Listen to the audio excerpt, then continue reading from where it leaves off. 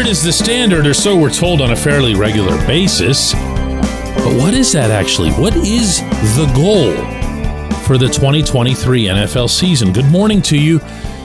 Good Monday morning. I'm Dejan Kovacevic of DK Pittsburgh Sports, and this is Daily Shot of Steelers. It comes your way bright and early every weekday if you're into hockey and or baseball. I also offer daily shots of Penguins and Pirates in the same place that you found this. Minicamp, the formal minicamp, the mandatory minicamp opens tomorrow on the south side. I'll be over there covering that for DK Pittsburgh Sports, which frees things up today for a bit more of a general subject, and one that I've been thinking about quite a bit lately. Because while I don't at all subscribe to the bettors apparently thinking that the Steelers 7-2 finish last year meant absolutely nothing, and that in fact that they're going to go right ahead and finish dead last in their division for the first time in 33 years, I should parenthetically add, I also don't know what the upper end is. It's easy and arguably lazy to suggest that, well, if you get into the tournament, anything can happen. It can to an extent. You can have an upset. You can even have a couple upsets. You're not going to win at all by upsetting everybody. So what's real? What's fair? What's something that at the end of the coming season, you'd say to yourself, even after a playoff loss, you know, I was okay with that. That was a good quality step forward for me. I'm ready and excited to see what comes next.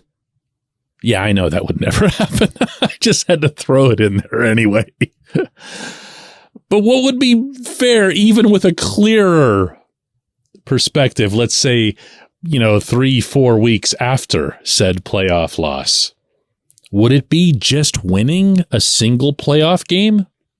Would it be a healthy and strong regular season that would be better than the 9-8 that they just had, followed up by, gasp, the first playoff victory in half a decade? Would that be it?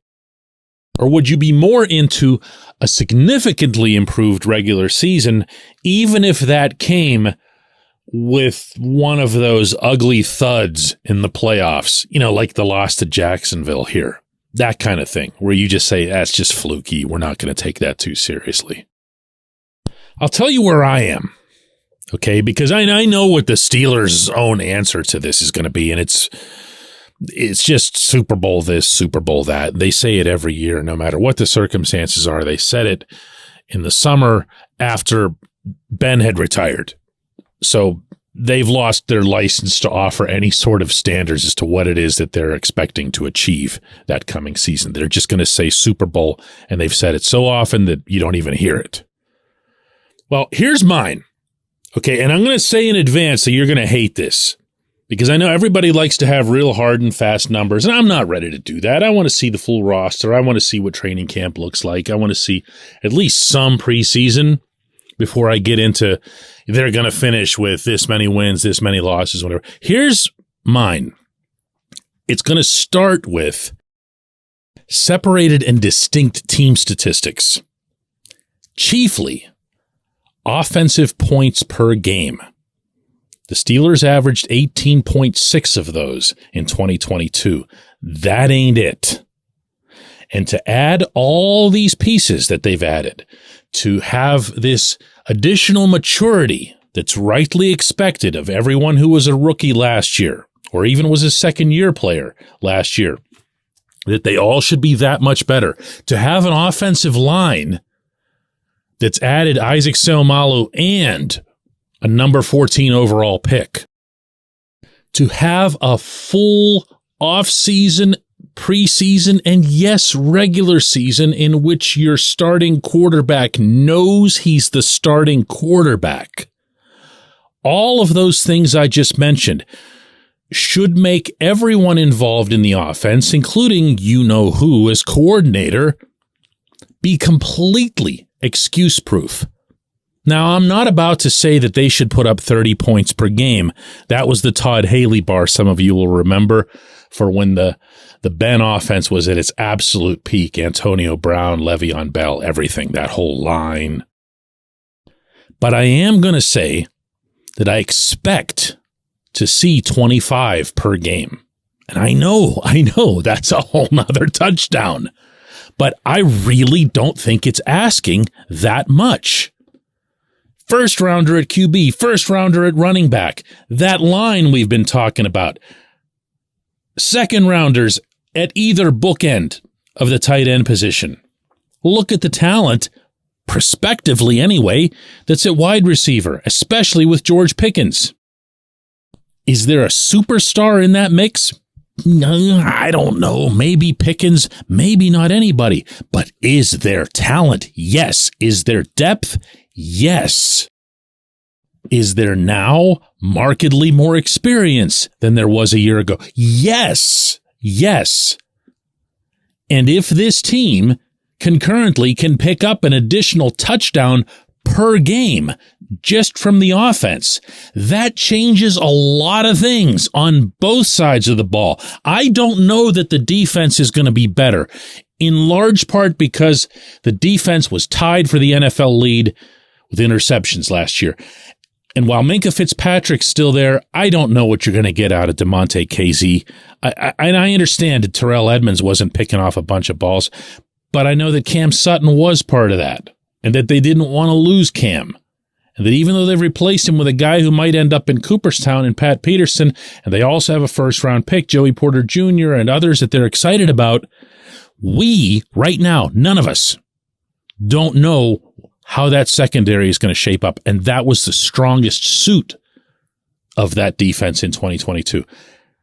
We can predict all kinds of things with the pass rush. We can say that the pass rush will be disruptive, it'll be dangerous, it'll be phenomenal, just like it was 2-3 years ago. But we don't know that because TJ's coming off a couple of significant injuries. We don't know about the defensive line. We definitely don't know about the inside linebacker. So is the defense going to be as good as last year's? I don't think that's a very safe bet. So I'm going to go back to that one statistic, just one, and that is offensive points per game. Get that thing from 18.6 and jump all the way to 25, and we'll start talking. When we come back, J1Q. Luxembourg, Garbett, Kelly & George. LGKG is a personal injury law firm in Western Pennsylvania that represents people hurt in car accidents or who need help with workers' comp or medical malpractice. When the attorneys at LGKG make you a promise, they keep it. They've been keeping promises in our region for over 80 years. LGKG's been AV rated, the highest rating a law firm can receive, and they've been designated super lawyers. That's actually a thing for over 15 years. It's a rare combination. LGKG has offices in Cranberry, Newcastle, Beaver Falls, Butler, and Elwood City. Learn more about them by visiting lgkg.com or by calling 888-842-5454. LGKG.